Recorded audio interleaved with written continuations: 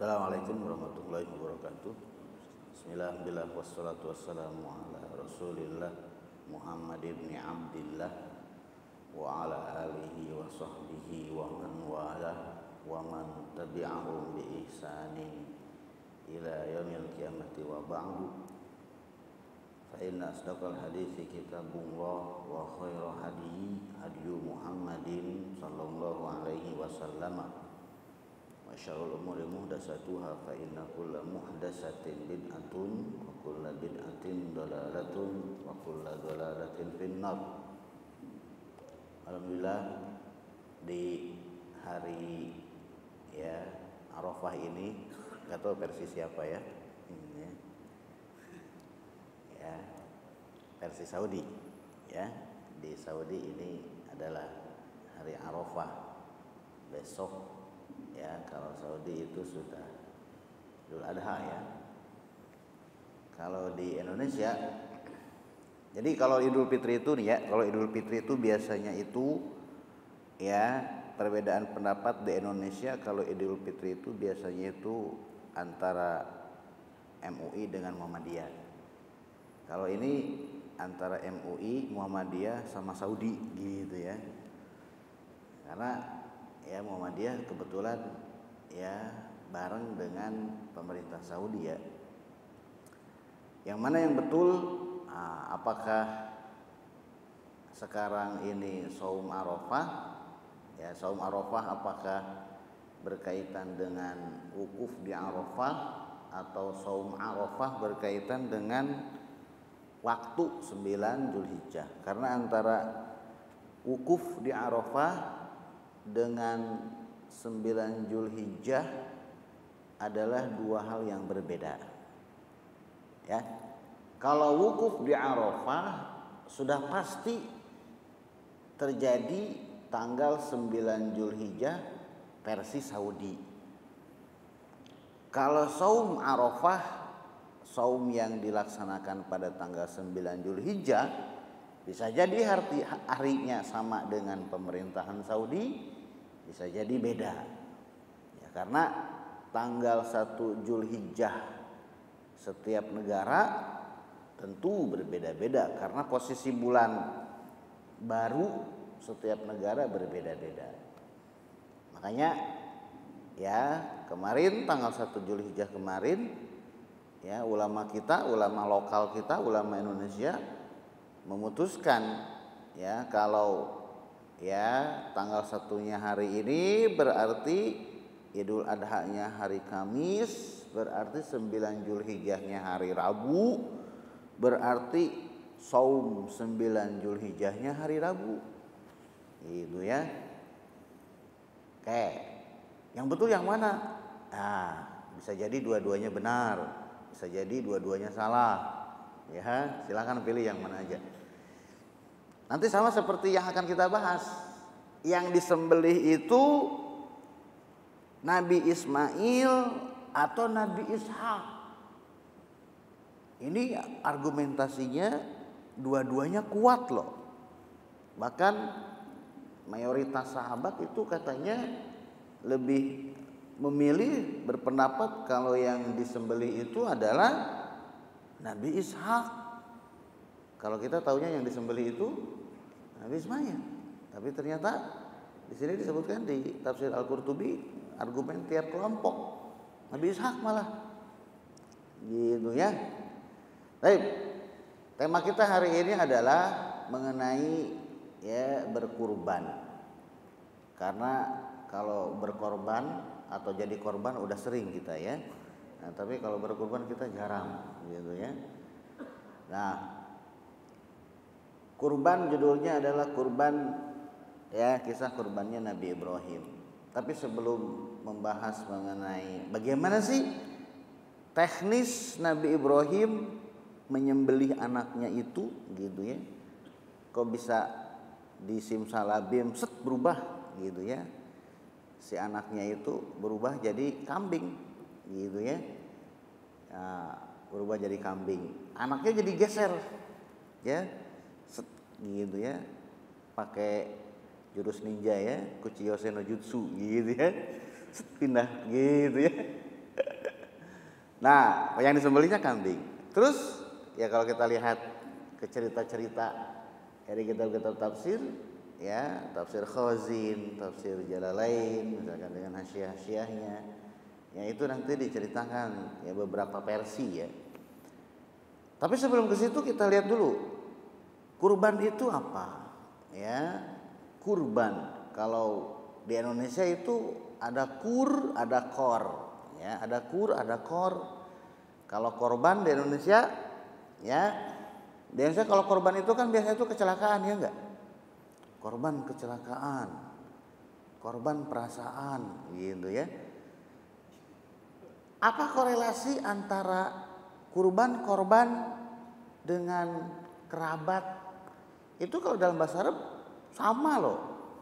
Huruf pokoknya itu dari Qaf kemudian ro kemudian ba, dari qarib. Ya, wa idza sa'alaka 'ibadi 'anni fa inni qarib. Jika hambaku bertanya kepadaku, maka beritahu aku itu qarib. Qarib itu dekat. Ya, qarib itu dekat. Kemudian ya watlu 'alaihim naba abnai adam id qarraba qurbanan fatuqbila min ahadihima wa lam yutaqabbal minal akhar. Kemudian ya bacakan oleh kamu kisah dua anak Nabi Adam. Ya, ketika keduanya qarraba qurbanan, ketika keduanya mendekatkan diri kepada Allah dengan sebuah kurban. Ya, kisah Qabil dan Habil. Bahkan mungkin Qabil dan Habil ini adalah kurban pertama kali. Ya, kalau Qabil usahanya ya petani tumbuh-tumbuhan. Ya, kalau Habil usahanya ternak. Ya, kemudian masing-masing ya mendekatkan diri kepada Allahnya itu dengan kurban, sajikan yang terbaik dari usaha kalian. Habil menyajikan kurbannya itu hewan kurban yang paling bagus. Nih, ya kalau si Qabil ya karena dia mungkin kesel gitu ya dengan keputusan bapaknya, ya. Jadi Nabi Adam anaknya berapa? Banyak. Ya, Nabi Adam anaknya itu banyak. Ya. Nah, anak pertama, generasi pertama anak Nabi Adam itu kan Qabil dengan Habil, ya enggak? Jadi sekali lahir Nabi Adam itu sekali lahir kembar. Dan sekali kembar itu beda jenis kelamin. Jadi enggak laki-laki perempuan enggak. Laki perempuan lahir. Gitu ya. Nah, otomatis kan untuk berkembang biak kan harus disilang, ya enggak? Nah, ini yang lahir bareng pengen nikah dengan yang lahir bareng. Si Qabil ini. Saya mau lahir sama adik saya nih yang lahir bareng nih, cakep dia soalnya. Gitu, cakepan dia. Terus ini kan nggak boleh. Ini genetik bisa rusak. Kalau lahir dengan nikah dengan yang lahir bareng, akhirnya kudu disilang. Yang laki nikah dengan yang perempuan lahir berikutnya. Yang perempuan nikah dengan yang lahir laki berikutnya, gitu kan disilang. Qabil nggak mau. Akhirnya diputuskan, ya oke, sekarang siapa yang ini kurban aja. Nah, kalau Habil ya orangnya woles, nurut. Disediakanlah kurban yang paling bagus, si kambing yang paling bagus. Si kambing ini itu nanti bakal muncul di kisahnya Nabi Ibrahim tadi. Menurut sebagian tafsir. Kan Nabi Ibrahim mau motong anaknya tuh. Terus seset ganti gitu ya. Sama kambing. Kambingnya dari mana? Kambing dari si Habil tadi. Menurut sebagian ulama tafsir. Jadi kambingnya dari surga langsung didatangkan. Kambing siapa? Kambing kurbannya si Habil. Ya.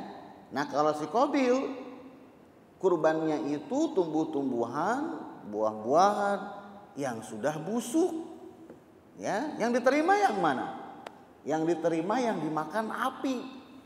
Ya, api dari langit. Wow. Nah, kalau dibakar api itu yang kurbannya diterima.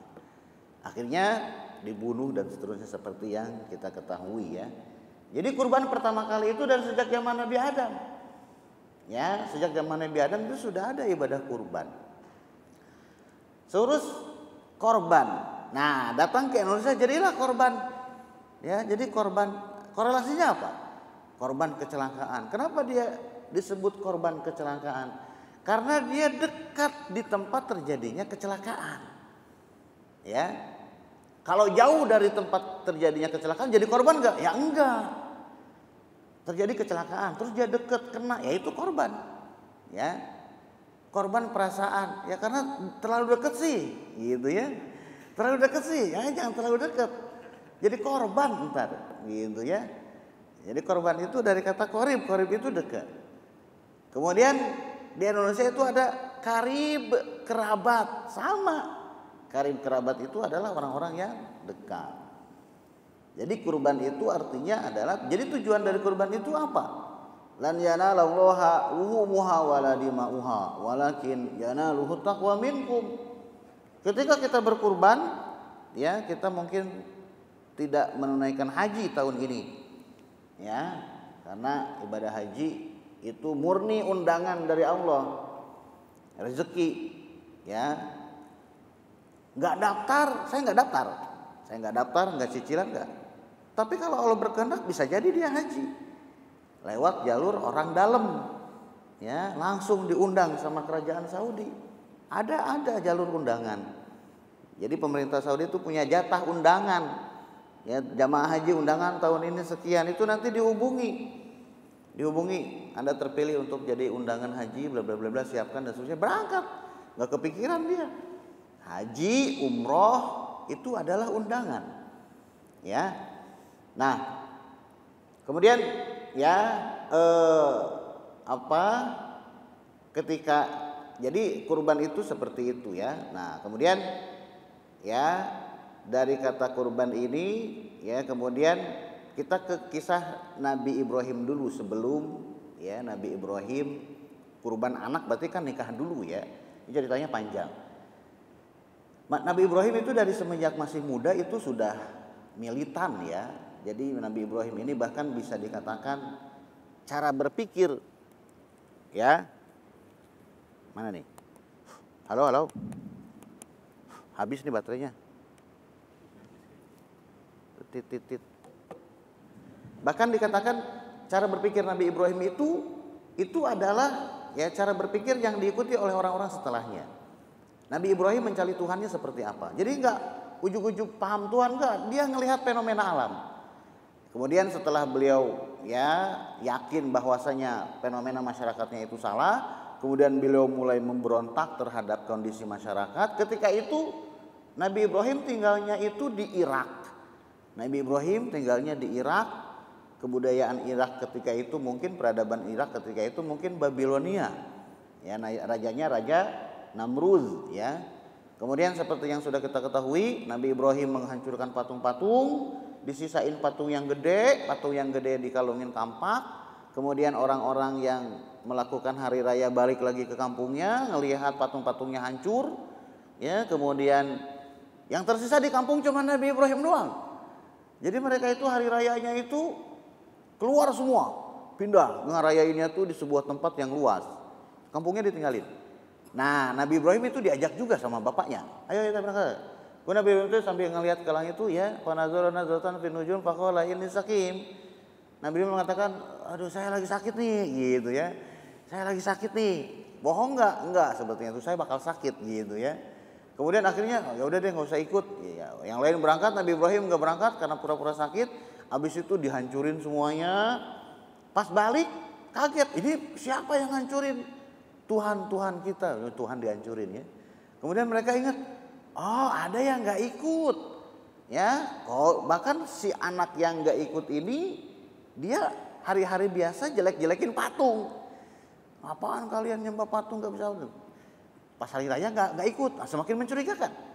Qalu sami'na fatan yadhkuruhum yuqalu lahu Ibrahim. Kami mendengar seorang pemuda jelek-jelekin Tuhan kita, namanya Ibrahim. Dipanggillah Nabi Ibrahim. Akhirnya ya terjadi diskusi ya antara Nabi Ibrahim dengan Raja Namrud. Tentu saja ini kesempatan ini yang dicari Nabi Ibrahim, yaitu bisa berdiskusi. Kemudian Nabi Ibrahim mengajukan argumennya. Mereka nggak bisa jawab, biasa orang kalau kalah argumen adu fisik. Akhirnya Nabi Ibrahim ya dilempar, tangkap Ibrahim. Kemudian dibakar seperti yang sudah kita ketahui, ya. Jadi dibakarnya itu ya bukan ditaruh di situ terus dibakar, enggak. Jadi dibakarnya itu bikin semacam perapian, seluruh kayu dimasukin ke situ, dinyalain sampai udah panas banget, baru Nabi Ibrahim dilemparin. Ya, pakai semacam manjanik. Ya, manjanik itu pelontar tuh. Tung gitu ya. Nabi Ibrahim dilemparin tuh masuk ke tengah-tengah. Wah, gitu ya. Nah, dan itu dibakarnya bukan sebentar. 40 hari 40 malam. Ya, di beberapa tafsir disebutkan dibakar selama 40 hari 40 malam. Angus nih gitu ya. Ternyata Nabi Ibrahimnya malah kedinginan, bukan kepanasan, boro-boro panas, kedinginan. Makanya Allah mengatakan kulna ya naru kuni bardan wa salaman ala Ibrahim. Allah berkata kepada api yang ketika itu ada, wahai api, jadilah kamu dingin. Nah, dingin aja enggak, karena kalau dingin aja bisa mati kedinginan. Bardan wasalaman, dingin dan menyelamatkan. Jadi bukan sekedar dingin, karena di neraka juga ada neraka yang dingin. Pernah dengar? Ya, kita taunya neraka tuh panas semua, enggak, ada neraka dingin juga. Ya, ada neraka dingin, ada neraka yang panas, ada neraka yang dingin. Gitu ya. Nah, Allah berfirman kepada api, jadilah kamu dingin yang menyelamatkan. Jadi Nabi Ibrahim dimasukin ke situ, udah. Kalau kita mungkin ya AC nomor 16 lah, gitu ya. AC nomor 18 lah ya, segi sedingin-dinginnya gimana sih? Gitu ya. Selesai 40 hari 40 malam, ya. Kemudian apinya padam, mereka nunggu-nunggu. Mati nih gitu ya. Pas begitu dibuka ternyata dia Nabi Ibrahim keluar aja cuek-cuek aja. Ya, bajunya utuh, badannya utuh. Kemudian akhirnya mereka tuh gimana ini ya? Tukang sihir atau apa nih? Udah nggak bisa ngapa-ngapain lagi. Dibakar segitu lama, segitu panasnya aja nggak ngapa-ngapain. Berarti nggak bisa dibunuh. Udah akhirnya mereka tidak mau berurusan dengan Nabi Ibrahim. Nabi Ibrahim melihat reaksi masyarakatnya seperti itu. Nah, kemudian Nabi Ibrahim mengatakan wa qala inni dzahibun ila rabbi sayahdin. Tafsir yang akan kita bahas adalah tafsir surat As-Saffat. Ya. Surat As-Saffat ya, ayat 99 yang saya baca. Setelah Nabi Ibrahim kecewa dengan kaumnya karena tidak ada satupun kaumnya yang beriman. Bayangin coba. Padahal Nabi Ibrahim ini julukannya itu adalah Abul Anbiya, bapaknya para nabi. Tapi tidak ada satupun umat Nabi Ibrahim yang beriman kepada Nabi Ibrahim. Akhirnya Nabi Ibrahim pergi dari kampungnya. Ya, nah, makanya kalau misalkan, tapi kita kayaknya di Indonesia nggak seperti itu ya. Misalkan kita tinggal di sebuah perumahan, ya, kemudian perumahan tersebut nggak ada, mau ngajuin bikin musola ditolak, mau ini apa, dan kita susah sholat aja kita susah, gitu ya. Perumahan nggak ada musolanya, kayaknya nggak ada ya. Semua perumahan klaster tuh pasti ada tempat sholatnya. Kenapa? Karena itu kebutuhan basic ya. Nah kalau misalkan kita tinggal di sebuah daerah yang susah untuk beribadah, hijrah aja, gitu ya. Faman kanat hijratuhu ila Allahi wa rasulihi fa hijratuhu ila Allahi wa rasulihi, gitu kan. Hijrah saja. Gitu ya. Wa qala inni dzahibun ila rabbi sayahdin. Nabi Ibrahim mengatakan, karena saya sudah ditolak, wa inni dzahibun, saya akan pergi menuju Tuhan saya. Ada yang mengatakan ini diucapkan sebelum Nabi Ibrahim dilemparkan ke dalam api. Ada juga yang mengatakan ini diucapkan setelah keluar dari api. Saya akan pergi menuju Tuhan saya. Kalau diucapkan sebelum dilemparkan ke api, berarti saya akan pergi menuju Tuhan saya. Karena meninggal itu berarti menuju Tuhan. Inna lillahi wa inna ilaihi rajiun. Gitu kan, sesungguhnya kita ini milik Allah. Dan sesungguhnya kita akan kembali kepada Allah. Nabi Ibrahim mengatakan, wah saya bakal dilempar nih. Saya bakal dilempar ke api nih. Nabi Ibrahim yakin saya bakal mati nih. Gitu ya. Nabi Ibrahim tidak, emangnya Nabi Ibrahim tahu sebelum dilempar bakal jadi dingin? Kagak. Nabi Ibrahim cuma mengatakan ya Nabi Ibrahim ketika mau dilemparkan itu ya, Nabi Ibrahim cuma bertawakal saja. Hasbiyallahu wa ni'mal wakil. Cuma mengatakan itu. Udahlah ya, kita serahkan aja deh. Ya, cukup bagi saya Allah, Allah adalah sebaik-baik ya bertawakal, tempat bertawakal. Yang dilempari ternyata dingin. Nah, jadi Nabi Ibrahim mengatakan, ya ini ya zahibun ila rabbi sayahdin. Saya akan meninggal menuju kepada Allah. Tapi kalau dikatakan setelah keluar dari api, nah, saya akan pergi dari desa saya menuju ke tempat yang Allah tunjuk, nanti terserah Allah mau bimbingnya kemana. Kemudian akhirnya Nabi Ibrahim pergi dari desanya. Ya, berapa orang yang pergi? 3 orang. Nabi Ibrahim, ya, kemudian keponakannya yaitu Nabi Lut, ya, kemudian istrinya yang pertama Sarah, gitu ya. Oh, berarti nanti ada istri yang kedua, ada, tenang, ya, sebentar, ya satu-satu dulu, gitu ya. Nah, kemudian pindah dari Irak, pindah hijrah ke Syam, ya, dari Irak pindah ke Syam, ya, ke Palestina, ya, ke situ Irak pindah. Kemudian setelah itu, ya, kemudian Nabi Ibrahim itu menikah dengan Siti Sarah, lama itu belum dikaruniai anak. Nabi Ibrahim dikaruniai anak itu ketika usia beliau 84 tahun, ya, 84 tahun baru dikasih keturunan. Itu pun bukan dari Siti Sarah, tapi dari Siti Hajar. Siti Hajar orang mana? Siti Hajar itu orang Mesir. Nah, Nabi Ibrahim kan ada di Palestina, kok bisa ke Mesir? Nah, karena Siti Sarah yang dinikahi oleh Nabi Ibrahim itu wanita paling cantik sedunia kedua setelah Siti Hawa. Siti Hawa istrinya Nabi Adam itu jelas ya, prototipe pertama paling cantik pasti. Nah, yang paling cantik kedua itu adalah Siti Sarah, dan kecantikan Siti Sarah ini terdengar oleh Firaun ketika itu. Akhirnya diutus pasukan, ya, katanya ada cewek cantik namanya Sarah, bawa sini. Dibawa tuh. Nah, Nabi Ibrahim kan kalau si cewek ini punya suami, bunuh suaminya. Nabi Ibrahim akhirnya mengatakan ke pasukan itu, saya adalah saudaranya. Bohong. Makanya Nabi Ibrahim itu melakukan, ya, dikatakan Nabi Ibrahim itu melakukan siasat berbohong 3 kali. Yang pertama ketika mengatakan saya sakit, yang kedua ketika mengatakan no, patung yang gede no, yang hancurin. Yang ketiga ketika mengatakan saya saudarinya. Ya, maksud Nabi Ibrahim, saya saudarinya dalam masalah keimanan. Tapi para pasukan menangkapnya saudari sekandung, jadi nggak dibunuh. Yang dibunuh kalau lu ngapain, saya suaminya, bunuh langsung Nabi Ibrahim. Akhirnya Sarah diambil ke Mesir, kemudian ya di Mesir ya Sarah itu mau digauli sama si Firaun, yang nggak bisa. Setiap kali mau megang tangannya kaku, gitu ya. Jadi si Firaun itu ini mah bukan manusia, ini setan nih. Keluarin. Ya, akhirnya Firaunnya takut. Firaun itu bukan nama orang, Firaun itu raja ya, gelar raja. Kemudian, nah, ketika Sarah itu dikeluarkan, ya dikembalikan lagi ke Ibrahim, dikasih hadiahlah Siti Hajar.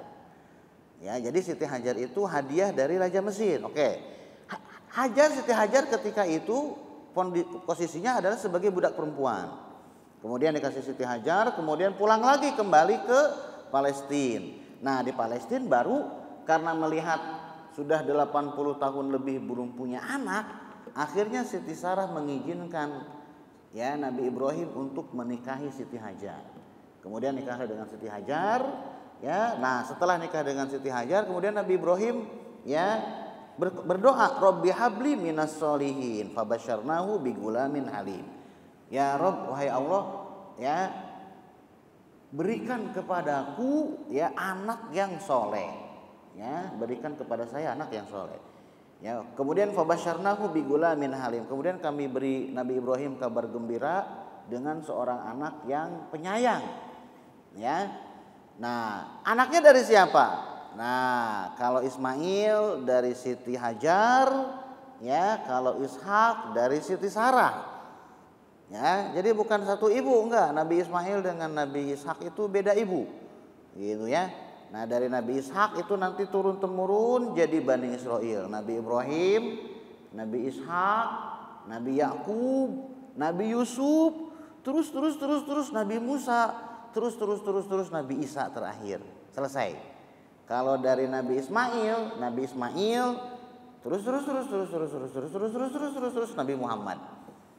Jadi dari Nabi Ismail nggak ada keturunan yang nabi kecuali Nabi Muhammad. Tapi kalau dari Nabi Ishak banyak. Makanya disebutnya dengan nabi-nabi Bani Israel itu, ya, makanya Nabi Ibrahim diberi julukan bapaknya para nabi. Kenapa? Karena anak Nabi Ibrahim dari Ishak, keturunan dari Ishak itu jadi nabi semua. Cuman masalahnya nabi-nabi keturunan Nabi Ishak ini ya diutus ke Bani Israel. Bani Israel itu yang dablek gitu ya. Setiap kali datang nabi, kemudian nabinya nggak mau nurutin keinginan Bani Israel, bunuh, utus lagi. Jadi Bani Israel itu pingin ngatur nabi, bayangin coba. Kalau ngatur presiden bisa mungkin ya, gitu. Tapi kalau ngatur nabi nggak bisa, gitu ya. Kalau ngatur nabi nggak bisa. Nabi bisa nggak kalau begini? Ini ada yang zina nih, kalau gini bisa nggak? Nggak bisa, orang wahyunya seperti ini, bunuh nabinya, utus lagi nabi. Ya dirayu lagi nggak bisa, bunuh, begitu terus sampai terakhir Nabi Isa dikejar-kejar, gitu ya. Nah kemudian ketika Nabi Ibrahim ya mendapatkan anak dari, kita berpendapat ya, kita ngikutin pendapat kalau yang disembelih itu adalah Nabi Ismail ya, dari istrinya Siti ya Hajar ya. Bahkan Syekh Albani di takhrij hadis tafsir Imam Asyuti ya, Ad-Durr Mansur, Syekh Albani bahkan mengatakan hadis-hadis yang mengatakan bahwa yang disembelih itu adalah Ishak, hadisnya lemah semua menurut Syekh Albani ya. Nah makanya mayoritas orang Indonesia meyakini bahwa yang disembelih itu adalah Nabi Ismail. Kemudian sekarang kita masuk. Falamma balagha ma'ahu sa'ya qala ya bunayya inni ara fil manami anni azbahuka fanzur madza tara. Tatkala Nabi Ismail, kita ambil Nabi Ismail ya. Tatkala Nabi Ismail itu sudah baligh ya, ada yang mengatakan ya 7 tahun. Tapi lihat di sini, balagha ma'ahu sa'ya. Usia dia Nabi Ismail sudah usia mencapai sa'ya. Sa'ya itu artinya bisa berusaha. Artinya bisa bantu bapaknya, bisa jalan bareng sama bapaknya, bantu-bantu dakwah. Makanya ada yang mengatakan 13 tahun ini yang lebih cocok. Ya, 13 tahun. Berarti 13 tahun itu sekitar usia SMP. Ya, SMP kelas 2 lah ya. Karena anak saya iyalah SMP kelas 1 lah. Anak saya 13 tahun sekarang. Ya, usia kelas SMP kelas 1 lah. Udah gede. Ya. Nah, kemudian lihat di sini.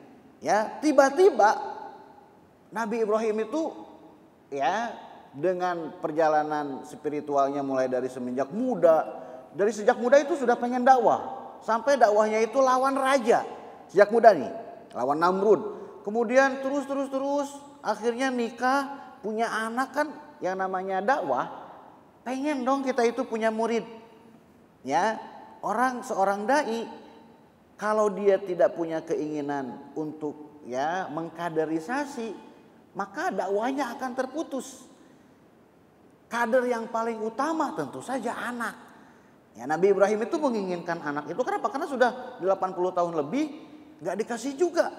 Memohon lagi. Ya, bedanya antara Nabi Ibrahim dengan kisah Imron ya. Imron yang yang bapaknya Maryam ya. Bedanya adalah kalau Nabi Ibrahim itu udah sepuh. Ya, 80 tahun udah sepuh. Tapi masih bisa punya anak. Kalau Imron ya, itu mau bukan udah sepuh lagi, tapi mandul. Ini sakim tuh ya, akim tuh bukan sakim, akim tuh mandul. Makanya saya sering ya, beberapa teman-teman saya itu suka ya, seperti yang kita ketahui lah, tidak setiap pernikahan itu dikaruniai anak, ya enggak. Nah, Allah yang menentukan. Ya, ada tetangga lah, beberapa tetangga dulu ya, dia nikah udah 9 tahun lebih ya belum dikaruniai anak. Jadi berdua aja. Kita jadi nggak enak. Nggak enaknya kenapa? Kita di rumah berisik mulu. Ya, sebelah jam 9 itu udah adem gitu kan, udah sepi. Kita jam 9 malah baru berantem-berantemnya ya. Nah, jadi kalau ada yang bertanya, Ustaz minta doa belum dikarunia anak, ya antum banyak aja berdoa. Ya, pasti saya doain, tapi antum juga harus berdoa. Kenapa? Tidak ada yang mustahil. Nabi Ibrahim udah sepuh, dikarunia anak. Imron mandul malah, tapi masih dikaruniai anak. Punya anak perempuan lagi, ya Maryam. Jadi tidak ada yang tidak mungkin. Ya, kalau misalkan antum belum dikaruniai anak gitu ya, dicek. Ya ternyata kita dua-duanya subur, tapi belum dikaruniai anak. Ya minta izin buka cabang gitu ya. Kalau diizinkan, kalau enggak ya jangan. Masih bisa kok ya ngadopsi anak gitu ya. Ada beberapa yang ngadopsi anak kok.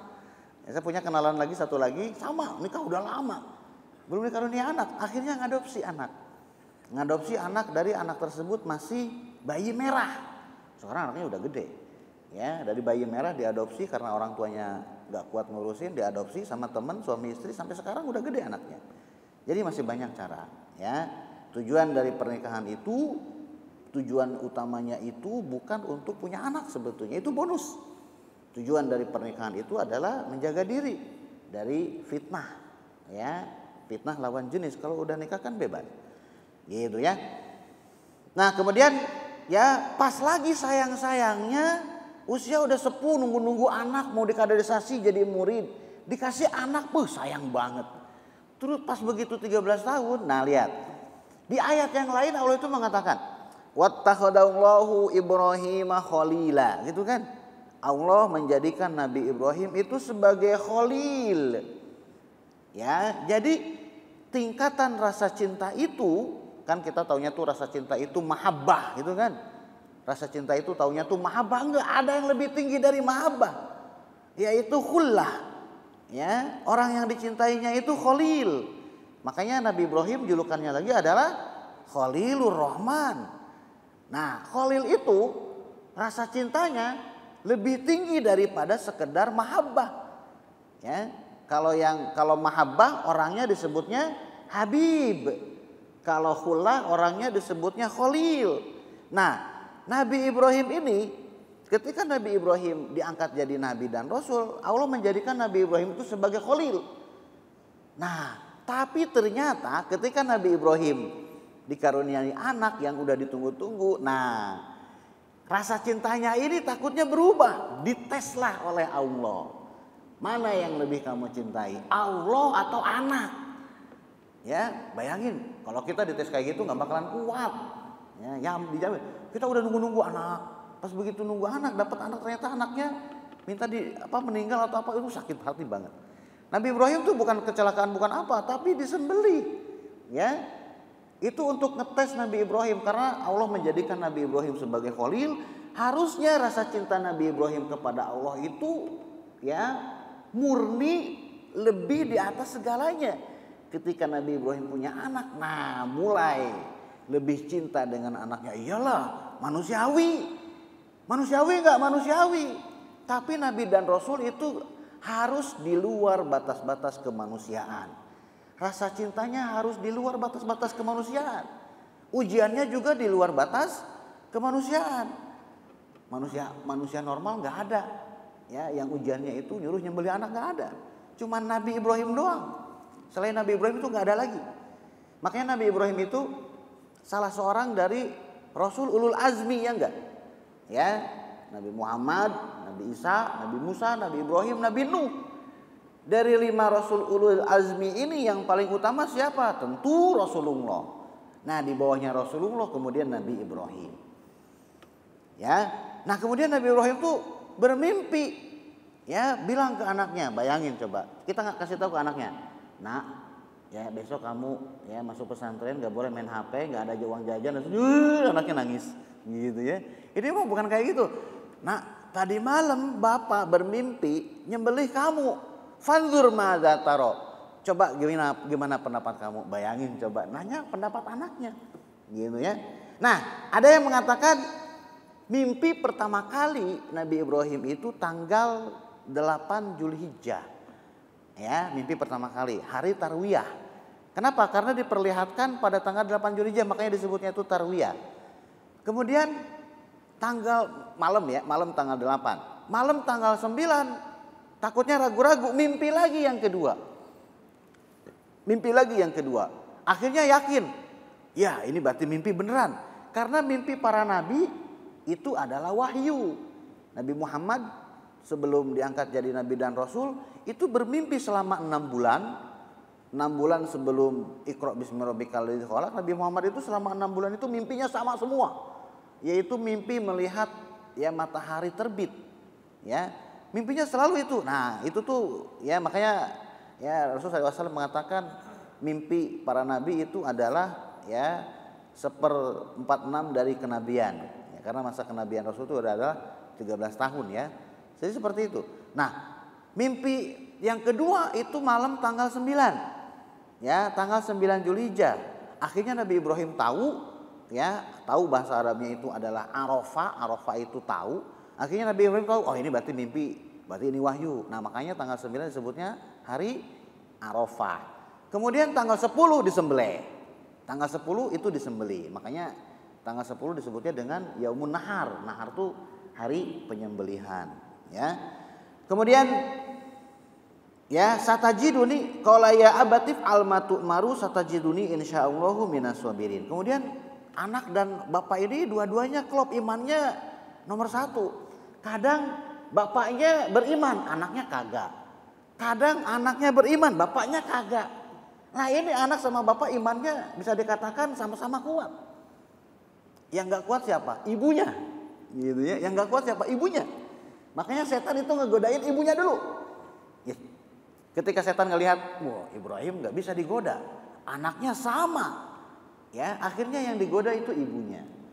Ya bahkan di beberapa riwayat, ya itu sampai ya anaknya itu Nabi Ismail itu sampai mengatakan, Pak nanti ya sampaikan salam ke ibu, gitu ya kalau misalkan dia jadi disembelih gitu ya. Pak ini baju-baju bekas darahnya jangan diliatin ke ibu. Kenapa? Karena pasti ibunya nggak kuat. Ya, Nabi Ibrahim kurang tahu deh, tidak disebutkan riwayat apakah diskusi dengan ibunya. Diskusi itu dengan anaknya. Ibunya nggak diajak diskusi. Tidak ada. Saya belum pernah riwayat Nabi Ibrahim diskusi dengan Siti Hajar. Bu, saya mimpi anak kita dibunuh. Nangis. Jadi ayat itu ya yang diajak diskusi oleh Nabi Ibrahim itu anaknya langsung. Dan jawaban anaknya adalah ya abati if almatu maru. Wahai bapakku, kerjakan aja udah apa yang engkau perintahkan lewat mimpi.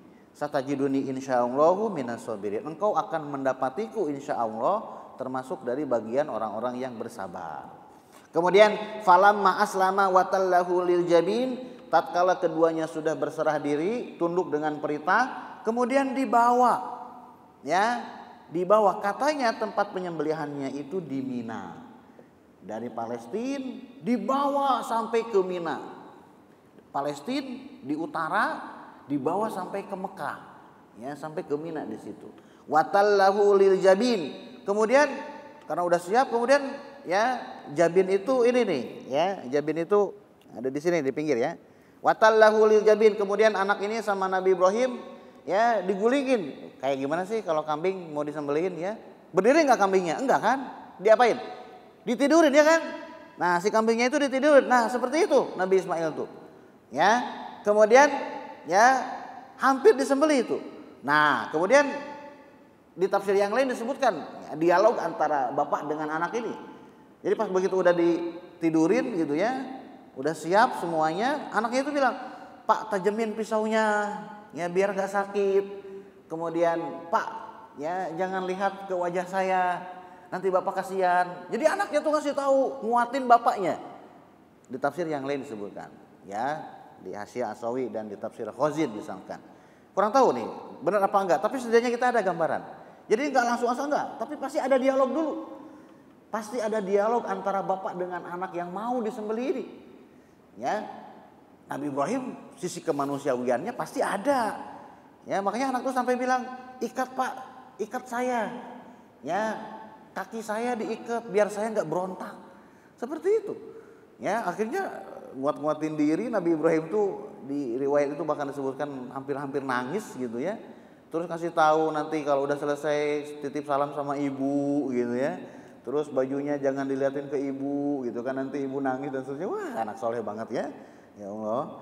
Kemudian pas udah disembelihin, kemudian mau disembelih ya. Kemudian ternyata nggak bisa.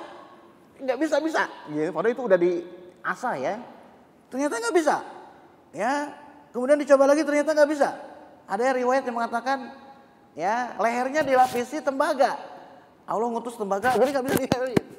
Tapi yang mengatakan, emang nggak bisa aja. Si pisau yang tajamnya itu nyentuh kulit tapi nggak bisa merobek. Pisaunya kan keren, tapi nggak bisa kulitnya nggak bisa tersobek. Nggak bisa. Bahkan ya di tafsir itu disebutkan ya udah ditekan pakai batu.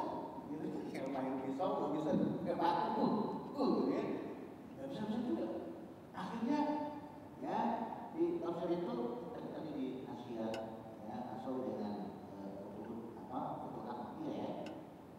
Kemudian akhirnya Nabi Ismail mengatakan ini Pak mungkin sayanya harus terlumpuk kan rasanya miring. Kemudian saya kan harus terlumpuk kali, harus terlumpuk gitu ya. Maka begitu terlumpuk mau disembelih lagi, kambingnya di sini aja deh.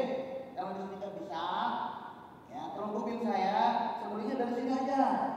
Kata anaknya, kata Nabi Ismail. Kemudian udah deh terlumpukin, pas mau diterlumpukin disembelih, baru tiba-tiba diganti dengan kambing. Ya.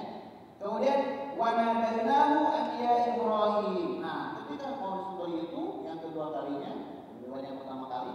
Kemudian tiba-tiba ada yang menyeru Nabi Ibrahim. Siapa? Allah mengutus malaikat. Ya, Allah mengutus malaikat. Kemudian malaikat ini berteriak kepada Nabi Ibrahim. Ya Ibrahim, wahai Ibrahim, qad saddaqta ru'ya. Engkau sungguh telah membenarkan mimpi wahyu. Wahyu dalam bentuk ya mimpi. Udah kamu benarkan, udah selesai. Gitu ya. Jadi kan uji. Ya, ini kan uji. Yang uji rasa cinta Nabi Ibrahim kepada Allah masih murni apa enggak? Apakah rasa cinta sama anak? Gitu ya. Kemudian ketika Nabi Ibrahim melaksanakan bahkan sudah sampai ngegesek, nah berarti benar ujiannya lulus. Ya. Inna kadzalika najzil muhsinin. Sesungguhnya begitulah kami membalas orang-orang yang ya muhsin berbuat baik. Inna hadza lahu al-balagul mubin. Sesungguhnya ya perintah ini adalah ujian yang nyata. Ya. Wa qadaina bidzibhin azim. Kemudian kami ganti Ismail itu dengan sembelihan yang besar. Yaitu ya di riwayat di tafsir itu disebutkan diganti dengan kambing dari surga. Kambing dari surga, kambing yang dulu dikorbankan oleh Habil. Ya. Kemudian setelah disembelih, ya kambingnya dikemanain? Dibagi-bagiin kupon kagak, ya dikasihin ke hewan namanya di sini. Gitu ya. Kemudian ya wa qadaina bidzibhin azim wa tarakna alaihi fil akhirin salamun ala Ibrahim. Kadzalika najzil muhsinin innahu min ibadina mu'minin. Kemudian wa basyarnahu bi ishaqa nabiyyan minas shalihin. Setelah itu beberapa waktu berikutnya kemudian kami beri lagi kabar gembira. Ya, yang pertama wa basyarnahu bi gulamin halim. Ya, kemudian yang kedua wa basyarnahu bi ishaqa nabiyyan minas shalihin. Jadi Nabi Ibrahim itu diberi kabar gembira itu dua kali. Yang pertama anak yang halim, penyayang. Yang kedua anak yang solih, anak yang soleh. Namanya ya di tafsir anak Busi maka dikatakan ya anak gimana caranya anak supaya bisa jadi penyayang? Diajarin, ya anak itu diajarin. Di dalam hadis itu disebutkan innamal ilmu bita'allum wa innamal ilmu bitahallum. Ilmu itu didapati dengan belajar. Rasa kasih sayang didapat itu dengan dilatih. Ya. Jadi kalau misalkan kita melihat kita punya anak, yang namanya juga anak kecil kan nggak tahu. Ya, anak kecil kita punya anak kecil kita, ya kayak kucing ini natural. Tapi kita nggak anak kucing, kita punya anak kita itu doyan yang bikin kucing. Ya ini kalau dikasih tahu nih, bahaya ini anak. Ya, makanya ngeri banget kemarin itu ya, ada kucing dimasukin blender lah, kucing dibakar lah, ya. Kemudian ada juga ya anjing dilempar ke buaya lah, ya. Kita dapat dari mana? Dari detik, gitu kan. Ya, jangan detik sih gimana lagi, ya. Jadi ada semua di situ ya, detik lagi, cepat memang ya. Jadi yang namanya kasih sayang, ya Nabi Ismail pun ya Allah janjikan sebagai anak yang penyayang, itu nanti ketika dewasanya penyayang. Gimana caranya supaya dewasa jadi penyayang? Gimana caranya Nabi Ishak dewasanya jadi soleh, ya dididik sama bapaknya. Ya, sediakan waktu, ya, kasih tahu, diajarin, ini boleh, ini nggak boleh, dan seterusnya. Ini ya, oh sama anak, ya tidak boleh mengatakan jangan, kata siapa? Para nabi itu bentuk jangan, ya bentuk jangan, lah ilahi, ya lah jangan, lah takut itu langsung mengatakan apa? Lah takut, ya, jangan marah. Jadi bentuk ya pendidikan menggunakan kalimat jangan itu bentuk pendidikan ya para nabi terdahulu. Luqman Hakim ngajarin lagi gimana? La tusyrik billah, kamu jangan syirik. Nah ini ada kata parenting. Oh jangan bilang ya nggak boleh menggunakan kata jangan ke anak, tapi cari kata yang lain. Nah ibu ribet dirinya, main saja. Jangan main pisau, selesai. Gitu ya. Kamu daripada main pisau, main ini ribet. Emangnya semua ibu-ibu bisa bermain kata? Kan enggak. Ibu-ibu itu kan cepat langsung, jebret-jebret, jangan main pisau, jangan main HP. Itu udah cukup. Kenapa? Karena pendidikan para nabi itu seperti itu. Jadi bagaimana supaya kita punya anak seperti Nabi Ismail? Bagaimana kita punya anak seperti Nabi Ishak? Tentu saja istrinya harus dua Nabi Ismail. Beda istrinya enggak ya? Aduh ya. Ada pertanyaan nggak sampai sini ya? Aduh, pertanyaan nggak? Ya, jadi seperti itu, ya, seperti itu kurbannya. Kemudian, Rasul itu juga di dalam sebuah hadis, memang hadisnya dilakukan kesulitannya. Ya. Rasul pernah mengatakan begini, ana ibnu zabihaini. Rasul itu mengatakan, saya ini, ya Rasulullah Muhammad, anak dua sembelihan. Jadi Rasul itu anak dari dua orang yang hampir disembelih. Yang pertama Nabi Ismail, kakek buyutnya. Yang kedua bapaknya sendiri, yaitu Abdullah bin Abdul Muttalib. Itu Rasul itu Abdullah bin Abdul Muttalib itu, Abdullah bin Abdul Muttalib, istrinya Aminah, bapaknya Rasulullah, itu hampir disembelih. Kalau disembelih udah selesai, gak bakal ada Islam. Tapi ternyata enggak. Kok bisa? Nah, karena Abdul Muttalib ini, ya, songong sih sesumbar gitu ya. Jadi Abdul Muttalib ini mengatakan begini, kalau saya punya anak 10, saya korbanin 1, gitu ya. Saya sembelih 1. Waktu itu anaknya 9. Kalau saya punya anak 10, saya sembelih 1. Ternyata benar anaknya 10 lahir, ya, lahir nih. Kemudian mau nggak mau kan dikocok. Wah ini udah janji nih, kadung janji. Akhirnya udah dikocok. Yang keluar Abdullah, anak sayangan, gitu ya, kocok lagi, ya. Jadi kan setiap kali dikocok kan dia berjanji untuk menyembelih, ya. Akhirnya ketika punya anak 10, dia pengen meralat janjinya. Ya iyalah, ada bapak yang setega itu ya. Kemudian, oh iya, Abdul Muttalib istrinya berapa? Jadi seluruh anak Abdul Muttalib itu bukan dari satu istri juga, banyak istrinya, ada 4. Gitu ya. Jadi kemudian ketika yang disembelihnya digosok, yang keluar nama Abdullah. Abdullah gimana ini? Daripada nyembelih Abdullah, sembelih 10 unta. 10 unta disembelih, kocok lagi, Abdullah lagi. Panggil 10 unta, sembelih sampai 100 unta. 100 unta disembelih. Akhirnya pas keluar, pas yang ke-10, kocok unta, kayak selesai. Akhirnya disembelih lagi 10 unta, 100 unta udah disembelih demi bisa menyelamatkan Abdullah bin Abdul Muttalib. Ya, jadi Rasul mengatakan saya adalah anak dari 2 sembelihan, yaitu bapaknya Abdullah itu hampir disembelih. Kemudian kakek buyutnya dulu Nabi Ismail juga sama, hampir disembelih juga. Gitu ya. Bayangin kalau Nabi Ismail benar disembelih, nggak ada Rasulullah. Kalau Abdullah bin Abdul Muttalib disembelih, nggak ada Rasulullah. Kalau nggak ada Rasulullah kita mau ngapain? Kalau tidak ada Rasulullah kita mungkin lahir, tapi belum tentu kita beriman. Ya enggak? Ya, mungkin di multiverse yang lain, gitu ya, tidak ada Rasulullah.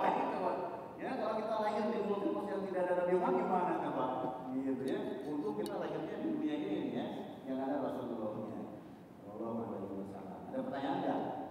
Ada pertanyaan enggak? Jangan nanya yang aneh-aneh ya, walaupun ceritanya ada aneh-aneh ya. Tidak ada pertanyaan? Tidak ada pertanyaan? Saya tutup ya untuk yang sedang melaksanakan saum Arafah ya, silakan dilanjutkan saumnya ya. Besok berarti silakan cari ya yang ngadain sholat Idul Adha.